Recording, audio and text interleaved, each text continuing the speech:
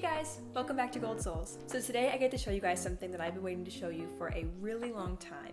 Last summer, I wrote letters to a few old Hollywood actors in the hopes of letting them know what their work has meant to me and also to hopefully get an autograph in response. Of about 8 letters that I sent out in August of last year, I have so far received 4 autographs back, and so I want to show them to you guys. Okay, so the very first autograph that I received was from Anne Blyth.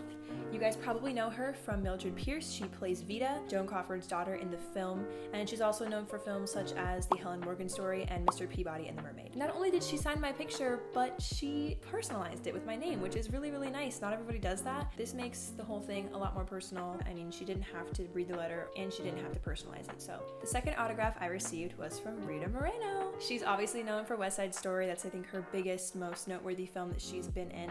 An incredible actress, singer, dancer. We all know she's an EGOT queen. Really appreciate that she also personalized her autograph for me because I know that she's such a busy woman to this day. She's in the new West Side Story. She has a TV show. She's got a lot going on. The third autograph I received is from Harry Belafonte. You know him from his performance alongside Dorothy Dandridge in Carmen Jones, his other film with her called Bright Road, and I'm pretty sure everybody's familiar with his island album Calypso, the Banana Boat song, all those great island songs on that record. It's kind of hard to read his handwriting, but he did personalize it. My name's not on it, but he said, "Thank you for your kind words, peace, Harry Belafonte." So this one was exciting for multiple reasons. I mean, first of all, hello, Harry Belafonte, like one of the finest men of the 1950s. I really appreciate how open and vocal he's been about his island heritage. My grandmother emigrated from Costa Rica. We also have Jamaican roots on that side of the family, and she actually owned the copy of Calypso that I have. So in my letter to him, I told him that she owned the album, and I'm sure that album made her feel closer to home when she was away. Holding this in my hand right now is really cool because I know my grandmother would have been really excited to see this if she was here. Okay, so the fourth and final autograph I have received so far is from, drumroll please, Dick Van Dyke. Obviously, we know him from Mary Poppins, The Dick Van Dyke Show. I truly believe that he is one of, if not the greatest comedic actor of his generation. This was a really cool one to get back because, he's just such an icon for our childhood. I grew up watching Mary Poppins, and I had recently seen it on the big screen for the first time in years, right before I sent him the letter. And I just told him what that film meant to me and just how it reminded me of being a kid and just how amazing it is that he's a part of such a cultural touchstone for so many kids throughout multiple generations, and what an amazing accomplishment that is. I'm always going to treasure this. This is so important to me. Okay, so you might be wondering, how do I do this? I would love to send a letter to somebody and get an autograph back. Well, here's how I did it. So I started out by looking at a website called Fan Mail Biz. I will link it below. They just have addresses from a bunch of different stars. That's where I was directed to by a lot of different people, a lot of different sources and videos that I looked at. So start with Fan Mail Biz and go from there. So basically, you just search a star that you want to write to, and they'll have the addresses there. A lot of times you'll be writing to their publicists or their management office. Sometimes that can be tricky because many times it's a secretary that's going to sign it for them. Honestly, that's not the thing I care about the most. It's I just wanted to know that they got the letter. So if it was a management office, I would either just forget the star completely or look for other sources to find an address that maybe seemed a little bit more legit. But otherwise, most of the addresses you'll see are to their publicist's office, which doesn't necessarily mean it's not real. It could still be signed by them, but it's probably safe to assume that someone else is signing for them. On the other hand, you'll get a ton of people who have P.O. boxes, which I think makes sense. I trust those, and I believe that those are getting directly to the stars because it seems to be a little bit more personal. And I think at that point, you can probably assume that they're going to read the letter.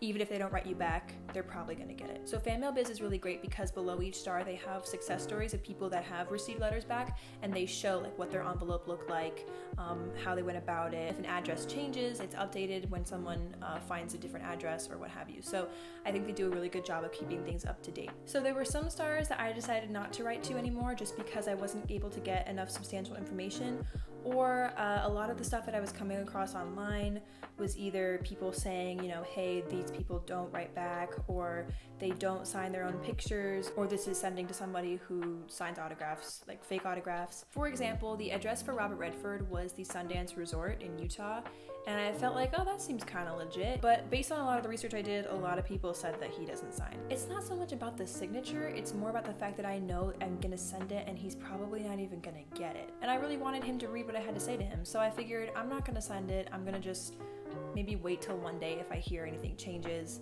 Otherwise, it's not worth it to me. So I'm going to show you guys an example of a letter that I was going to send to Robert Redford, just to give you guys an idea of what to do if you're interested in doing this. So I handwrite my letters. I think it's really personal. I think it's really old-fashioned, but I think that older stars will appreciate it, so that's why I do it. I think it gives it just a more personal touch, and I think they're more likely to respond in some way. It's important to be complimentary, show that you know something about their work, reference a couple films or TV shows or appearances, let them know that you really do care and that you have paid attention to what they do, and then be really polite about the autograph. Basically every single letter I ended it with, I hope this letter finds you well. I have included a photo that I would be honored to have you autograph it if at all possible. Thank you for your time. Things like that. Just letting them know that you recognize that it's time consuming to go through these letters and sign them. It'd be great if they could, but if they don't, you understand. Like, don't pressure them, don't make it seem like it's dire. I think in this situation, the most important thing isn't the autograph, but the connection you make with this person and making sure that they know how much their work has impacted you. So the next thing is the photo you want them to sign.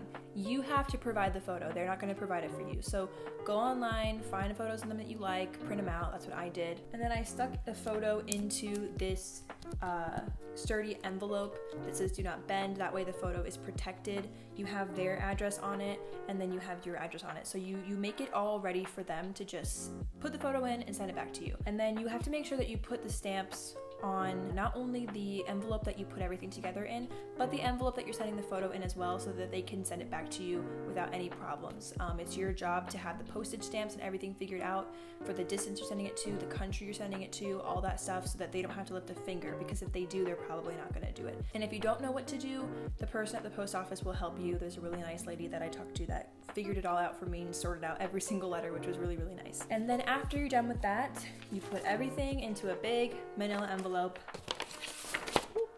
and you send it off. So if you do this, just be aware it might take time.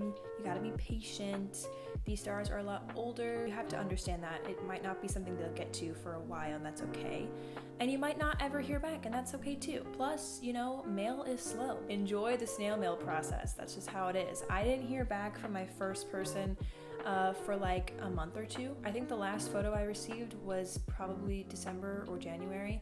So it takes a while, and I think that's part of the fun. You get to wait. I'm still waiting on 4 more people to send me photos back, and I may never hear back, but it's exciting to think, well, who knows, maybe one day it'll pop up in my mailbox. Okay, so the big question is, do I think these autographs are real? Of course, I'd like to think they're real. I mean, they seem real to me, and every single autograph I received, I would go online and try to compare it with other autographs that I'd see in Google Images. And that's hard because every single autograph you look up might not be real either. And I would try to look for consistencies, and for the most part, they all seem fairly consistent. I would say the least consistent out of all of them is Harry Belafonte and Rita Moreno. Whether they're real or not, my biggest takeaway from the experience was just sitting down and writing a handwritten letter. This was the way that fans and celebrities interacted before social media. It is fun to tweet a celebrity and get a response back, and I think social media makes for a really fun instant connection, but this connection was different, and it was exciting to actually receive something back in return that I could hold and look at and hang on my wall. Let me know in the comments below if you've ever sent fan mail to a celebrity and if you've heard back. I'd love to hear your story. And if you have any questions regarding the letter process, sending the mail, all that stuff, I'll be sure to answer it for you. And that's all for now. Don't forget to like and subscribe and follow Gold Souls on Instagram. I'll see you in the next video.